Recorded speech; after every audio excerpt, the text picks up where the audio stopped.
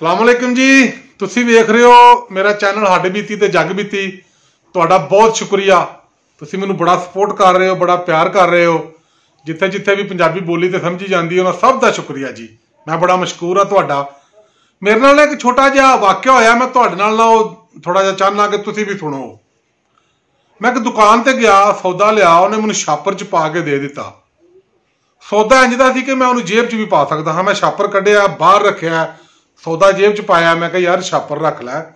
ਅੱਗੇ ਹੀ ਮਾਹੌਲ ਬਹੁਤ ਗੰਦਾ ਹੈ, ਅੱਗੇ ਹੀ ਬਹੁਤ ਜ਼ਿਆਦਾ ਸ਼ਾਪਰ ਜਿਹੜੇ ਨੇ ਉਹ ਰੂੜੀਆਂ ਤੇ ਅੱਗੇ ਪਿੱਛੇ ਬਹੁਤ ਜ਼ਿਆਦਾ ਨੇ। ਇਹ ਛੇਤੀ ਜ਼ਮੀਨ ਦੇ ਵਿੱਚ ਜਜ਼ਬ ਵੀ ਨਹੀਂ ਹੁੰਦਾ। ਚਲੋ ਕਾਗਜ਼ ਦਾ ਹੋਵੇ ਨਾ ਲਿਫਾਫਾ, ਉਹ ਜਜ਼ਬ ਹੋ ਜਾਂਦਾ, ਪਾਟ ਗਿਆ, ਜਜ਼ਬ ਹੋ ਗਿਆ, ਠੀਕ ਹੋ ਗਿਆ। ਉਹਨੇ ਨਾ ਮੈਨੂੰ ਇੰਝ ਵੇਖਿਆ ਜਿਵੇਂ ਭਾਈ ਦਾ ਦਿਮਾਗ ਹਿੱਲੇ ਹੈ। ਉਹਦੇ ਚਿਹਰੇ ਦੇ ਤਾਸਰਾਤ, ਉਹਦੀ ਮੁਸਕਰਾਹਟ, ਹਲਕਾ ਜਿਹਾ ਮੁਸਕਰਾਣਾ ਦਾ।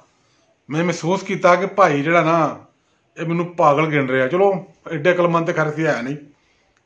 ਮੈਂ ਉਹਦੇ ਕੋਲ ਖਲੋ ਗਿਆ। ਮੈਂ ਕਿਹਾ ਯਾਰ ਮੈਨੂੰ ਇੱਕ ਗੱਲ ਦੱਸ। ਉਹਨੇ ਫਿਰ ਇਜ਼ਹਾਰ ਕਰ ਹੀ ਛੱਡਿਆ ਕਿ ਭਾਜੀ ਇੱਕ ਛਾਪਰ ਨਾਲ ਕੀ ਫਰਕ ਪਏਗਾ। ਮੈਂ ਕਿਹਾ ਯਾਰ ਫਰਕ ਪੈਂਦਾ ਹੈ। ਮੈਂ ਕਿਹਾ ਮੇਰੀ ਗੱਲ ਸੁਣ, ਮੈਂ ਇੱਕ ਛਾਪਰ ਅੱਜ ਨਹੀਂ ਲਿਆ, ਇਟਸ ਮੀਨ ਇਹਦਾ ਮਤਲਬ ਇਹ ਵੇ ਕਿ ਇੱਕ ਛਾਪਰ ਜਿਹੜਾ ਮਾਹੌਲ ਦੇ ਵਿੱਚ ਗੰਦਗੀ ਦਾ ਬਾਇਸ ਨਹੀਂ ਬਣੇਗਾ। ਅਗਰ ਮੈਂ ਮਹੀਨੇ 'ਚ 30 ਛਾਪਰ ਬਚਾਵਾਂ ਤਾਂ ਸਾਲ ਦੇ ਕਿੰਨੇ ਹੋ ਗਏ? ਕਹਿੰਦਾ 365। ਤੇ ਮੈਂ ਕਿਹਾ ਮੇਰੀ ਜ਼ਿੰਦਗੀ ਪਤਾ ਨਹੀਂ ਕਿੰਨੀ ਅੱਲਾ ਬਿਹਤਰ ਜਾਣਦਾ, ਸਾਲ 10 ਸਾਲ ਲਾ ਲਓ ਹੋਰ।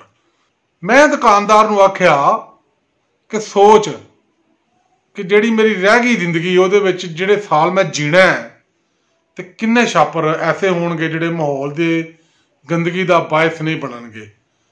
ਫਿਰ ਉਹਦਾ ਕੋਈ ਤਾਸਰ ਤਬਦੀਲ ਹੋਇਆ, ਉਹਦਾ ਚਿਹਰਾ ਤਬਦੀਲ ਹੋਇਆ। ਉਹਨੇ ਕਿ ਬਾਕੀ ਗੱਲ ਠੀਕ ਹੈ।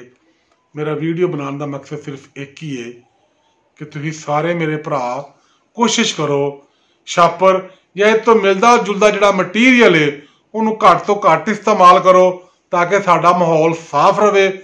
ਆਉਣ ਵਾਲੀ ਨਸਲਾਂ ਨੂੰ ਅਸੀਂ ਕੋਈ ਅੱਛਾ ਮਾਹੌਲ ਦੇ ਸਕੀਏ। ਬਹੁਤ ਸ਼ੁਕਰੀਆ ਜੀ। ਖੁਦਾ ਹਾਫਿਜ਼।